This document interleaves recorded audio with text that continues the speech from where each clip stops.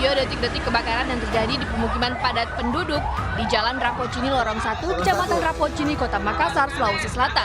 Lorong 1 Rapocini, kebakaran. Warga yang melihat kobaran api pun panik sambil berlarian menyelamatkan barang berharga mereka. Akibat kebakaran ini, 3 unit rumah bangunan warga hangus terbakar. Tidak ada korban jiwa dalam kebakaran pada dini hari tersebut. Api diduga berasal dari salah satu rumah warga yang ditinggal pergi oleh penghuninya. Untuk memadamkan api, belasan unit armada damkar milik pemerintah Kota Makassar, Sulawesi Selatan dikerahkan. Api baru berhasil dipadamkan 1 jam kemudian. Tadi apa, Pak? Tersontok kendala untuk begini akses yang masuk di dalam. Karena kita menutup bersama itu lorong-lorong masuk di dalam. Oh, gangnya, Pak? Iya, gangnya di dalam. Jadi ada beberapa titik tadi, cuma ini yang akses yang bisa masuk. Sementara itu, tim dari Polsek Rapocini memasang garis polisi guna melakukan penyelidikan. Dari Makassar, Sulawesi Selatan, Muhammad Durbone, iNews melaporkan.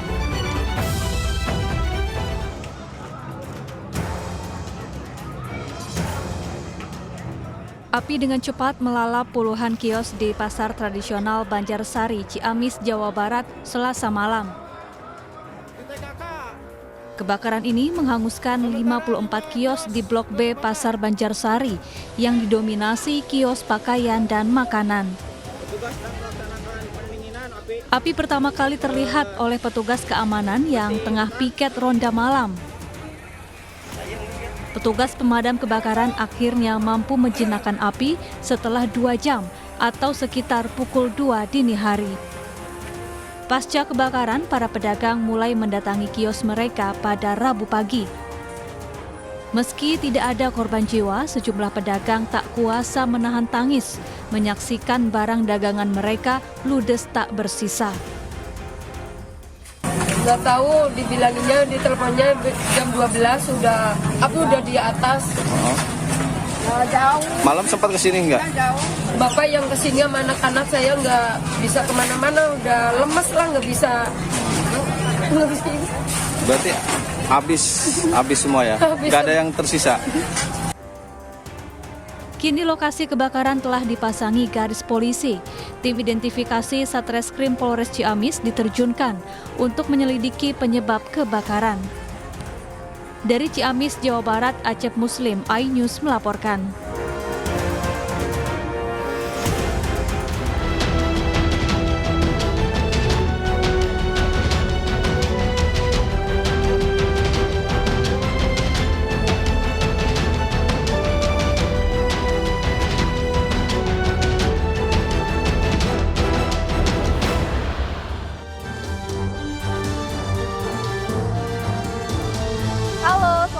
Selamat pagi. Selamat pagi Aldi, apa kabarnya? Selamat pagi, Baby, kabar baik. Kita sapa dulu pemirsa, selamat datang di Lapor Polisi. Anda lapor, kami sampaikan.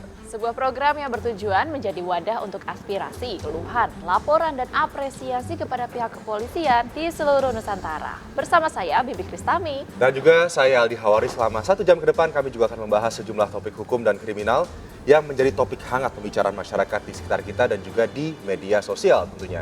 Kami juga terus membuka laporan pengaduan masyarakat yang bisa diakses kapanpun oleh Anda untuk kami melalui sejumlah channel kami, yaitu di Instagram resmi kami di @laporpolisi_inews dan juga @official_inews_tv seperti yang ada di bawah ini nih. Nah, dan Anda juga bisa menghubungi kami melalui email laporpolisi.inews@gmail.com. Dan jangan lupa menggunakan hashtag laporpolisi. Benar sekali. Kita langsung aja nih, Baby, ke informasi pertama pagi ini. Nah, ada kebakaran terjadi di Lamongan, Jawa Timur. Dalam peristiwa tersebut, seorang ibu dan anaknya meninggal dunia. Kedua korban tidak bisa menyelamatkan diri saat rumahnya dilahap sejago merah. Kebakaran 2 rumah milik Hanis Lestari dan Yudiono, warga Dusun Dengok, Kandang Semangkon, Kecamatan Paciran, Lamongan, Jawa Timur, Rabu dini hari. Seorang ibu bernama Hanis Lestari berusia 42 tahun bersama anaknya Naja berusia 10 tahun meninggal dunia karena tidak bisa menyelamatkan diri. Diduga api muncul dari rumah Hanis Lestari, namun Yudiono yang terbangun melihat asap hitam di rumahnya langsung keluar rumah dan meminta pertolongan warga. Coba asap dari rumah sebelah masuk rumah saya itu jam 2.24 Pagi ya? terus Setelah itu saya masih sempat goyangin Atasnya itu. atas rumah ya. Terus jam 4.48 itu api membesar. Setelah itu saya keluar, nggak tahu lagi. Belum diketahui pasti penyebab kebakaran. Polisi masih menyelidiki kejadian ini. Selain memakan korban jiwa, kerugian diperkirakan mencapai ratusan juta rupiah. Dari Lamongan, Jawa Timur, Abdul Wakid, iNews melaporkan. Selanjutnya informasi dari Jakarta, pemirsa. Eksekusi pabrik di kawasan Kemayoran oleh jurusita Pengadilan Negeri Jakarta Pusat ini berakhir ricuh. Ya, petugas pun terpaksa ini mendobrak pintu pabrik untuk melakukan eksekusi tersebut. Tidak sah, ilegal itu. Tidak bisa. Itu tidak sah. Udah jelas tidak salah. Lihat ini. Lokasinya mana? Kemudian lokasi berapa? Lokasinya mana? Lokasinya salah, Pak. Kedatangan tim jurusita Pengadilan Negeri Jakarta Pusat yang dikawal aparat TNI Polri di depan sebuah pabrik di Jalan Mantri, Kemayoran, Jakarta mendapat adangan. Pihak tergugat bersama tim kuasa hukum dan sejumlah karyawan berusaha memblokade petugas agar tak bisa mengeksekusi. Kericuhan lewat aksi adu mulut, saling dorong, dan nyaris baku hantam terjadi hingga sejumlah orang diamankan. Kericuhan kembali pecah saat tim jurusita berusaha memaksa masuk dengan mendobrak paksa pagar depan. Pada momen ini, belasan ibu yang menggendong balita seketika menangis ketakutan. Sebagian ibu yang diduga istri para karyawan pabrik itu langsung menyelamatkan diri keluar pabrik. Kasus ini berawal saat pemilik pabrik meminjam uang kepada penggugat dengan menjaminkan asetnya. Namun hingga jatuh tempo pembayaran, pemilik pabrik tidak bisa melunasinya, sehingga aset yang telah dijaminkan dilelang oleh pihak bank. Tapi sayangnya tiba-tiba muncul penetapan untuk pengosongan gudang pilot itu, dan sangat disayangkan di dalam penetapan itu ada poin-poin yang tidak dicantumkan oleh panitra. Jadi cuma mengatakan Tuan Andi Hiu, tapi keterangan dalam pilot itu tidak mencantumkan. Ketegangan akhirnya bisa diredam oleh polisi, sementara seluruh barang di dalam pabrik dievakuasi tim jurusita pengadilan. Dari Jakarta, Rani Sanjaya, iNews melaporkan. Ya pemirsa, salah seorang komplotan begal sadis yang meresahkan di Kabupaten Ogan Komelir Ilir, Sumatera Selatan ini akhirnya ditangkap polisi. Nah, pelaku ini ternyata sudah dikenal tidak segan-segan melukai korbannya saat sedang beraksi.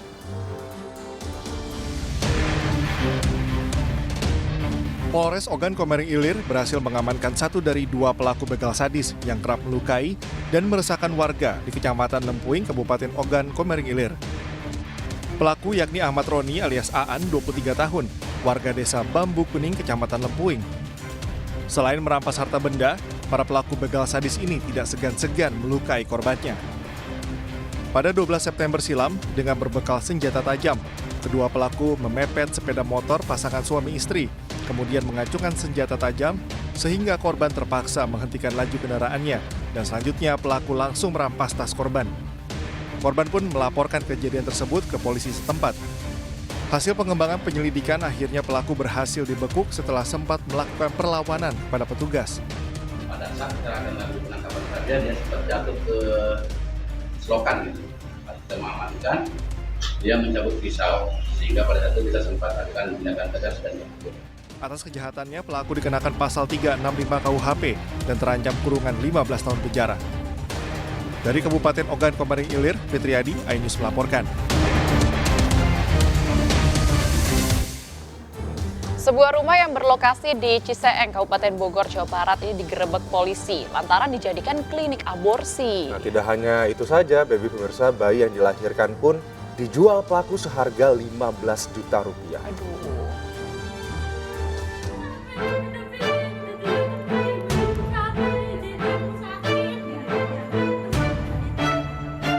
Sebuah rumah yang dijadikan klinik aborsi di Ciseeng, Kabupaten Bogor, Jawa Barat digerebek polisi. Satreskrim Polres Bogor awalnya mendapat laporan dari warga Ciseeng, Kabupaten Bogor yang curiga dengan keberadaan rumah yang kerap keluar masuk ibu hamil. Polisi akhirnya melakukan penyelidikan, dan benar saja saat petugas mendatangi rumah tersebut terdapat 5 ibu hamil dan seorang bayi. Pelaku mengiming-imingi para wanita yang hamil yang tidak memiliki suami untuk dibantu proses persalinannya. Setelah bayi dilahirkan, bayi pun dijual dengan harga 15 juta rupiah. Yang udah lahiran berapa orang? Yang udah lahiran yang di rumah aja ya, itu ada 5. Ada 5. Terus bayinya yang sudah sempat dijual? Itu nggak dijual sih, itu ibunya sendiri yang minta diadopsikan. Iya, bahasanya adopsi kan. Berapa Kan ada biaya? transaksi Ya, itu pembayaran dong. Setiap bayi sama nggak harganya? Nggak semuanya bayi itu ada di panti. Modus yang dilakukan oleh pelaku dengan mengiming-imingi atau mengumpulkan para ibu hamil, kemudian selanjutnya nanti di dalam setelah proses persalinan anaknya akan serahkan kepada orang yang mengadopsi anak tersebut. Atas perbuatannya, pelaku dijerat dengan pasal berlapis, yakni Undang-Undang Perlindungan Anak dan Penjualan Manusia dengan ancaman pidana maksimal 15 tahun penjara. Dari Bogor, Jawa Barat, Wildadi Zayat, iNews melaporkan. Ya, klinik aborsi seperti ini pasti meresahkan masyarakat ya, Baby ya. Langsung saja pemirsa untuk mengetahui update terkini terkait pengungkapan kasus klinik aborsi di Ciseeng, Bogor telah bergabung bersama kami KBO Satreskrim Polres Bogor, Ibtu Hafiz Akbar. Kita langsung sapa, selamat pagi Pak Hafiz. Selamat pagi Mas Aldi. Ya, terima kasih sudah bergabung bersama lapor polisi iNews TV, Pak. Iya. Selamat pagi Pak Hafiz. Pak, bisa dijelaskan ini bagaimana proses pengungkapan klinik aborsi ini, Pak? Siap, Mbak. Jadi di sini perlu saya sedikit luruskan. Cara tersangka melakukan operasinya itu, pertama beliau mengupload di konten Instagram dan juga TikTok berjudul Ayah Sejuta Anak.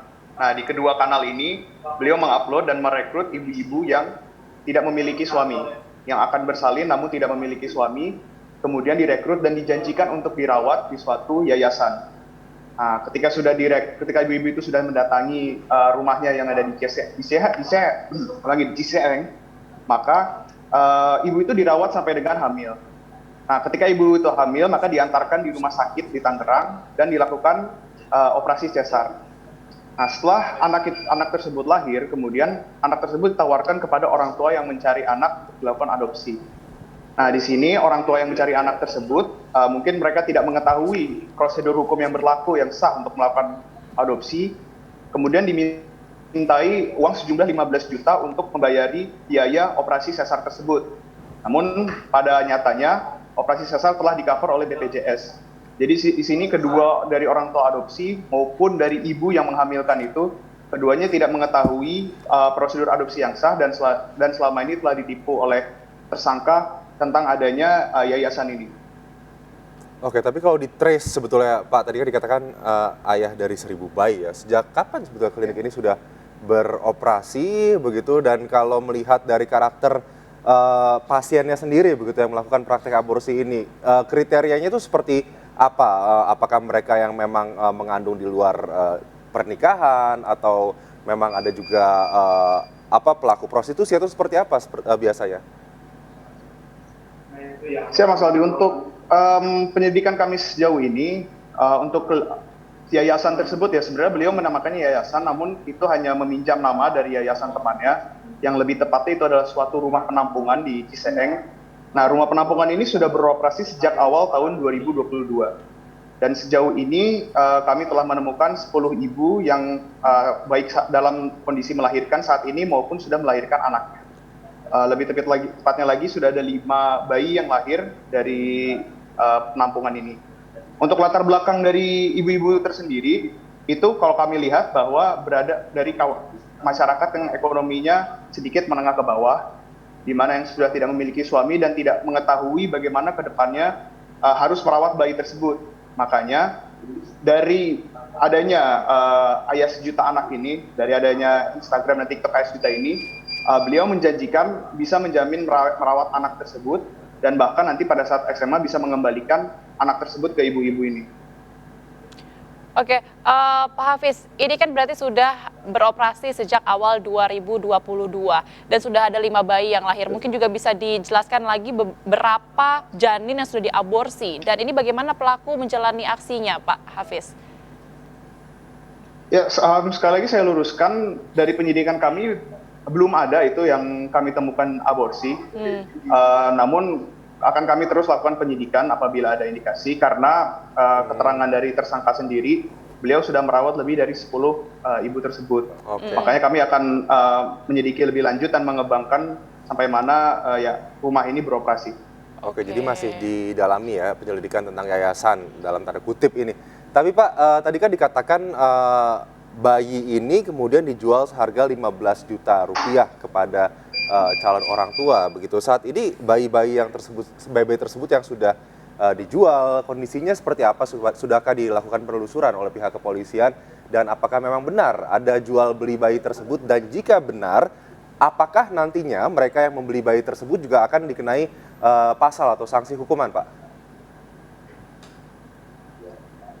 Siap, Mas. Jadi untuk kondisi bayi tersebut, seperti saya bilang, sudah ada 5 bayi.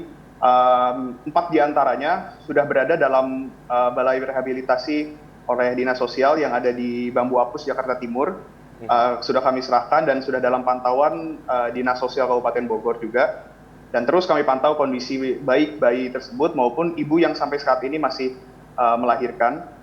Kemudian untuk pembelinya tersendiri tentu sudah kami periksa sebagai saksi, namun tentu akan kami dalami dalam penyidikan kami. Untuk sementara ini tentunya baik dari segi ibu yang hamil maupun segi yang melaksanakan adopsi, mereka tidak mengetahui bagaimana prosedur adopsi yang sah, yang sesuai dengan hukum.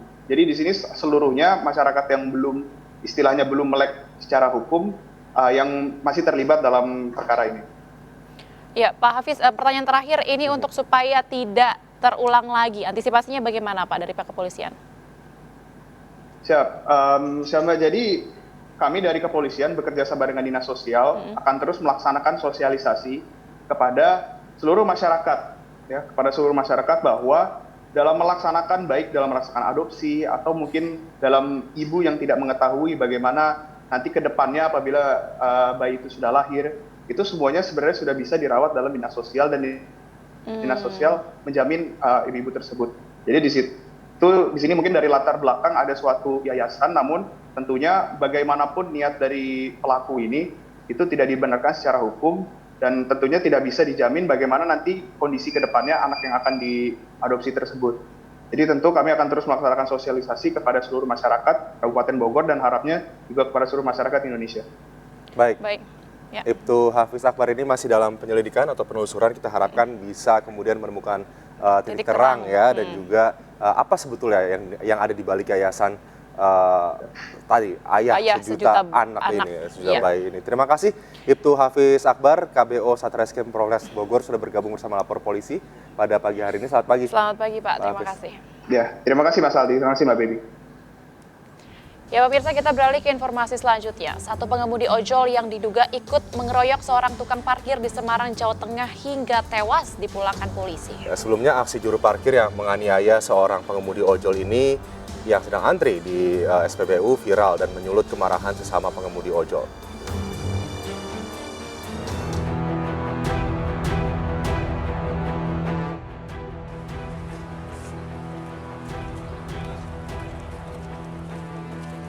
Budi Sarwono, satu dari 4 pelaku yang sebelumnya diamankan polisi terkait pengeroyokan seorang tukang parkir hingga tewas, kini dilepas. Budi Sarwono merupakan pengemudi ojol yang sempat berhadapan dengan korban saat kejadian pengeroyokan.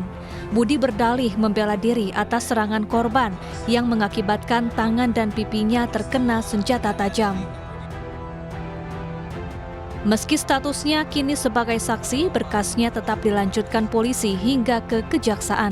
Sementara itu, polisi akhirnya menetapkan 3 tersangka atas kasus pengeroyokan ini. Polisi juga mengantongi nama pelaku pengeroyokan lainnya yang bisa menjadi tersangka. Dari 5 setelah kita periksa, kemudian kita menetapkan 3 orang sebagai tersangka, yaitu atas nama Nugroho, atas nama Zaini dan atas nama Harlan Muhammad Reza. Sedangkan untuk saksi atas nama Anton dan saksi atas nama Budi Sarwono itu kita lepas karena berdasarkan hasil keterangan untuk saksi Anton memang hanya melihat kejadian. Terkait kasus penganiayaan pengemudi ojol di SPBU yang memicu terjadinya pengeroyokan terhadap korban, polisi hingga kini masih mengejar seorang pelaku yang merupakan rekan korban. Sebelumnya korban yang berprofesi sebagai tukang parkir menganiaya seorang pengemudi ojol saat sama-sama mengantre membeli BBM di SPBU di kawasan Pedurungan, Semarang, Jawa Tengah. Video penganiayaan sempat viral pekan lalu dan menyulut kemarahan para pengemudi ojol hingga terjadi aksi serangan balasan. Korban dikeroyok hingga kritis dan menemui ajal dalam perawatan medis di Rumah Sakit Bayangkara, Semarang. Dari Kendal dan Semarang, Jawa Tengah, Edi Prayitno, Doni Mahendra, iNews melaporkan. Pemirsa, aksi perampokan sepeda motor di sebuah kompleks perumahan di Kota Medan, Sumatera Utara terekam kamera CCTV. Dalam aksinya pelaku yang diduga komplotan ini menggunakan senjata tajam untuk mengancam para korbannya.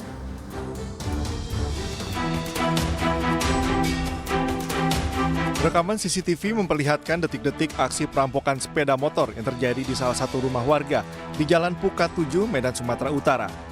Dalam aksinya, pelaku yang diduga merupakan komplotan menggunakan senjata tajam dan mengancam korban yang saat itu baru masuk ke dalam rumah.